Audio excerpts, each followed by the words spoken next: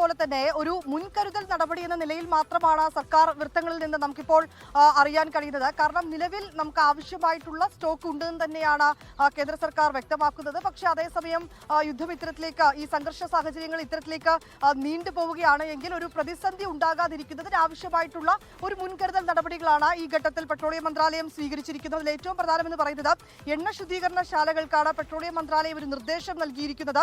LPG ഉൽപ്പാദനം വർദ്ധിപ്പിക്കാനാണ് നിർദ്ദേശം നൽകിയിട്ടുള്ളത്. അധിക ഉൽപ്പാദനം ഗാർഹിക ആവശ്യങ്ങൾക്കായി ഉപയോഗിക്കണമെന്നാണ് നിർദ്ദേശത്തിൽ പറഞ്ഞിട്ടുള്ളത്.